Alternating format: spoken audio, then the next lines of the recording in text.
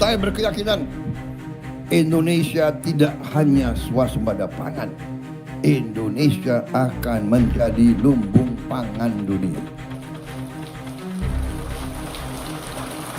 Guna mewujudkan swasembada pangan nasional, pada tahun 2025 Polri menargetkan penanaman jagung pada 1 juta hektar lahan dengan estimasi hasil panen mencapai 4 sampai dengan 10 juta ton.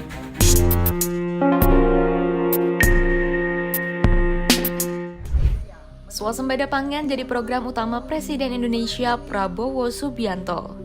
Lewat Astacita, ia menekankan pentingnya sistem pertahanan keamanan negara dan mendorong kemandirian bangsa melalui swasembada pangan.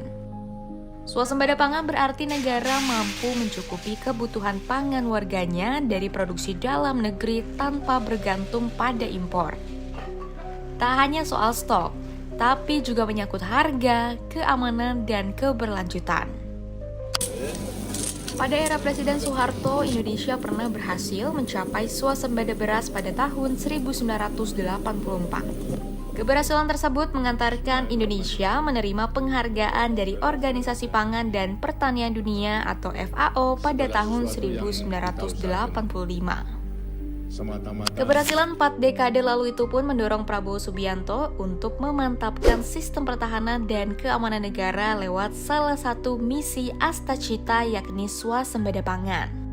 Keseriusan pemerintah dalam hal ini tidak main-main. Anggaran yang dikeluarkan pun tak kecil.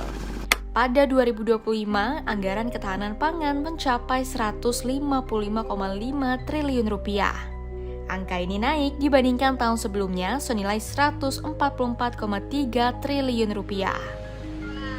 Guru Besar IPB Dwi Andrea Santosa menegaskan bahwa ketahanan pangan sangat penting karena merupakan bagian dari kedaulatan negara. Banyak negara yang hancur dikarenakan tak bisa menjaga ketahanan pangan negaranya. Ya, sudah barang tentu amat sangat penting ya ketahanan pangan karena apa? Kita semakin lama, kalau ketergantungan kita terhadap impor pangan semakin lama semakin membesar, sudah barang tentu ini akan sangat berisiko bagi Indonesia. Kita ingat banyak peristiwa di dunia, misalnya tahun 2011 ketika terjadi krisis pangan dunia, negara-negara di Afrika Utara dan Timur Tengah akhirnya runtuh kan karena krisis pangan tersebut, karena harga pangan melonjak sangat tinggi. Dan itu yang menyebabkan yang disebut sebagai Arab Spring, yang beberapa negara di sana resimnya runtuh karena itu. Jadi itu menjadi satu contoh bagaimana ketahanan pangan ini menjadi komponen yang teramat penting.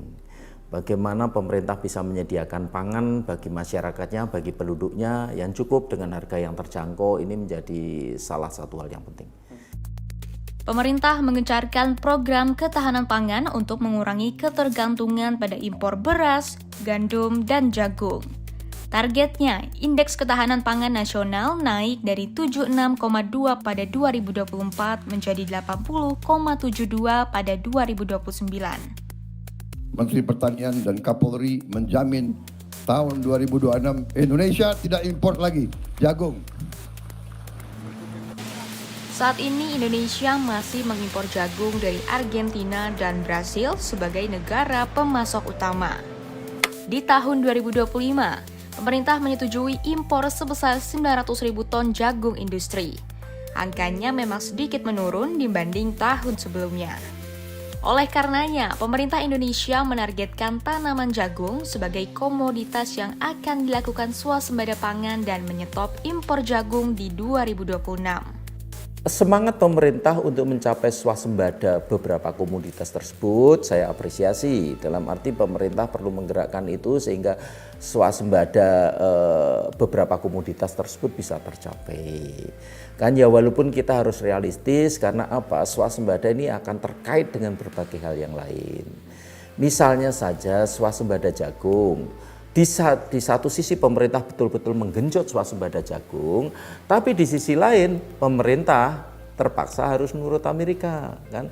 Ketika misalnya tarif 32% diturunkan 19%, lalu kemudian impor pangan harus dibuka lebar. Indonesia kalau mau swasembada untuk beberapa komoditas tertentu ya harus menerapkan tarif impor untuk komoditas yang bersangkutan.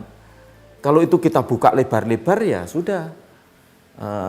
Cita-cita untuk swasembada beberapa komoditas itu jangan-jangan hanya sebagai utopia saja. Karena antara keinginan besar untuk swasembada tidak diimbangi dengan keinginan untuk meredam impor dari luar negeri. Penggunaan jagung tidak hanya untuk konsumsi saja, tetapi juga untuk industri pakan ternak. Kelabotnya dimanfaatkan sebagai bahan kompos, sedangkan tongkolnya digunakan untuk bahan kertas serta sumber bioenergi. Melalui instruksi Presiden, Polri dilibatkan dalam pengolahan jagung sebagai bagian dari strategi akselerasi swasembada dan ketahanan pangan nasional. Hal itu tertuang dalam nota kesepahaman antara Kementerian Pertanian dengan Polri perihal sinergitas tugas dan fungsi pada pembangunan pertanian pada 2024. Di tahun yang sama, Polri meluncurkan gugus tugas ketahanan pangan secara serentak di seluruh Indonesia pada November 2024. Polri terus menggalakkan penanaman jagung untuk menuju swasembada pangan nasional. Tahun 2025, Polri menargetkan tanam jagung di lahan 1 juta hektar dengan perkiraan panen hingga 10 juta ton. Dengan estimasi produksi antara 4 hingga 10 juta ton, program ini diharapkan mampu menopang kebutuhan pangan nasional. Dengan sumber lahan kombinasi dari lahan perhutanan sosial, tanah desa, dan lahan tidur. Hasilnya berprogres baik. Pada kuartal 1 2025, panen jagung yang dilaksanakan Polri di 16.000 lebih hektar lahan memproduksi 118.000 ton. Dan di kuartal 2, panen raya serentak di 344.000 hektar menghasilkan 1,78 hingga 2,54 juta ton. Penanaman jagung ini dilakukan di 19 provinsi di Indonesia dan termasuk Kalimantan Barat yang memiliki prospek baik khususnya di Kabupaten Bengkayang. Kabupaten Bengkayang menjadi pionir khususnya dalam ekspor jagung pakan ke negara tetangga Malaysia. Bengkayang memiliki prospek yang baik dalam melanjutkan tren ekspor jagung dan pemenuhan jagung pakan dalam negeri di Indonesia. Pasalnya, pengiriman ekspor jagung ke Malaysia dari Kabupaten Bengkayang dengan tonase 1.200 ton di harga Rp5.900 per kilogram, negara mendapat total nilai ekspor jagung sebesar lebih dari 7 miliar rupiah. Dengan total luasan lahan 995 hektar yang dikelola oleh Polres Bengkayang bersama para petani dari Maret hingga Agustus, sebanyak 524 hektar atau setengah dari total lahan yang sudah dipanen, dengan total panen 1.769 ton. Produksi jagung di Kabupaten Bengkayang yang sebelumnya hanya rata-rata 4 ton per hektar kini meningkat menjadi 9,3 ton per hektar dengan bantuan Polres Bengkayang. Selain itu, Polres Bengkayang pun tengah melakukan perluasan lahan jagung dengan mencari lahan potensial. Diperkirakan hampir 3.000 hektar lahan dengan jenis lahan monokultur dan tumpang sari. Ini bukan sekedar angka yang dibesar-besarkan. Capaian ini sejalan dengan ungkapan para petani yang berkolaborasi dengan Polri dalam membantu meningkatkan produktivitas dan memperluas areal tanam jagung. Seperti yang dirasakan Suarsono, petani Desa Bange, Kecamatan Sanggauledo, Kabupaten Bengkayang.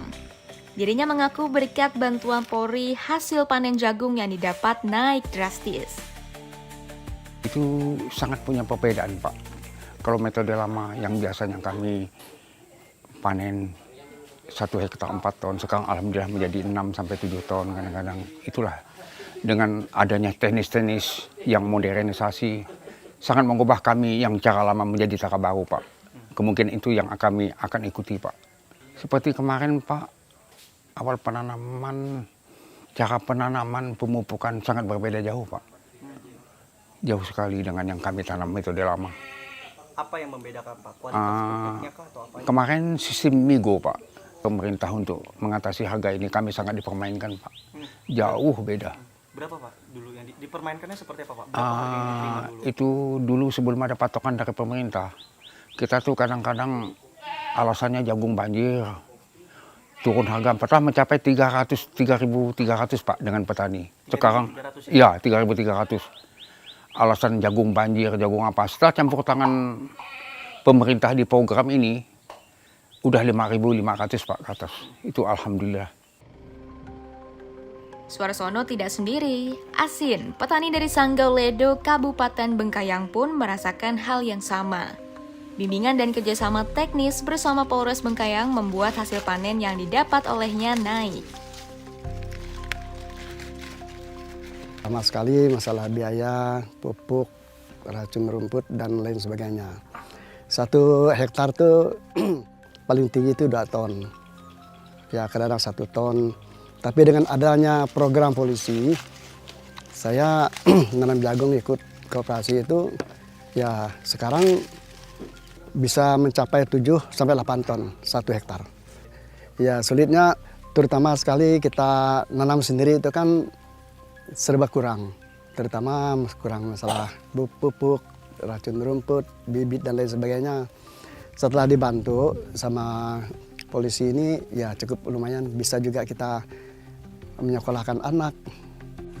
Petani jagung sangat rentan dipermainkan harga pasar oleh para tengkulak. Hal itu membuat petani akhirnya merugi dan tidak dapat menutup biaya operasional. Dalam memecahkan masalah itu, Polri bersama stakeholder lainnya mengintervensi harga jagung pakan atau jagung pipilan kering. Lewat pemerintah yang menetapkan HPP jagung di tingkat petani sebesar Rp5.500 per kilogram. Kebijakan ini menjadi acuan Bulog untuk menyerap hasil panen dan memperkuat stok cadangan jagung pemerintah atau CJP. Untuk mencapai target 1 juta ton jagung terserap oleh Bulog, Polri melakukan pendampingan lewat pengamanan proses distribusi dari wilayah sentra produksi ke gudang Bulog serta memastikan tidak ada hambatan logistik yang merugikan petani maupun pelaku usaha.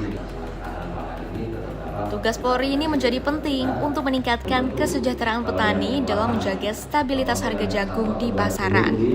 Polri juga turut membangun sebanyak 18 gudang dryer jagung di 12 provinsi milik PT Pangan Merah Putih. Salah satunya berada di Kabupaten Bengkayang. Gudang dryer ini berguna untuk mengeringkan jagung dari petani dengan kadar air 27% menjadi 14% sesuai dengan standar industri. Tidak sampai di situ, untuk menjawab akses pupuk yang sulit dan hasil panen buruk, Polri lewat Polres Bengkayang pun membentuk Koperasi Teguh Sejahtera Bengkayang. Koperasi ini bertujuan untuk mendukung ketahanan pangan dengan menyediakan pupuk dan membantu memasarkan hasil panen menjadi lebih luas. Terkait stabilisasi harga, ini tentunya juga menjadi concern bagi Polres Bengkayang dengan Koperasi Teguh Sejahtera ini.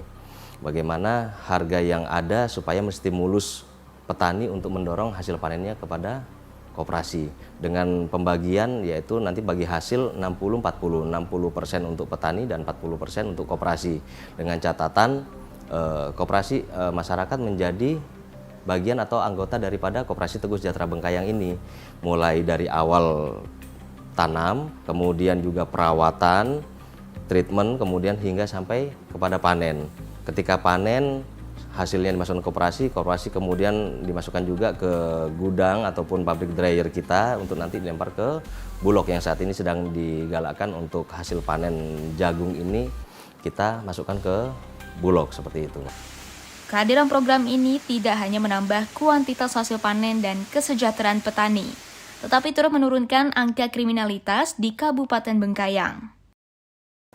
Pasti ini sangat berkorelasi, Mas, dengan adanya masyarakat yang melakukan penanaman jagung mungkin sebelumnya tidak bekerja, kemudian kita beri edukasi, kita beri sosialisasi, kemudian mereka mau bercocok tanam jagung dan kemudian bekerja sama dengan koperasi, menjadi keanggotaan koperasi. Ini tentunya merangsang masyarakat sendiri untuk yang sebelumnya tidak bekerja menjadi bekerja dan dalam bekerjaannya itu mendapatkan keuntungan dari lahan yang mereka miliki. Dan didapati data, dianalisa dan evaluasi di Polda Kalbar untuk angka kejahatan di wilayah hukum Polres Bengkayang ini mengalami penurunan sebesar 27%. Dan ini akan kita tingkatkan terus. Dan kemudian untuk jangka panjangnya nanti tentunya dengan adanya stimulus-stimulus itu merangsang masyarakat untuk bekerja dan pastinya untuk jangka panjangnya untuk menurunkan angka kemiskinan di Kabupaten Bengkayang. Turut serta Polri dalam mendukung ketahanan pangan bukan sekedar program seremonial, melainkan wujud nyata sinergi aparat dan masyarakat untuk meningkatkan produksi pangan, mengurangi ketergantungan impor dan mewujudkan kedaulatan pangan nasional seperti Astacita Prabowo Subianto. Harapannya, langkah ini dapat memastikan hasil panen terserap dengan harga yang layak, serta membawa kesejahteraan bagi petani hingga mampu mengubah garis tangan hidup anaknya.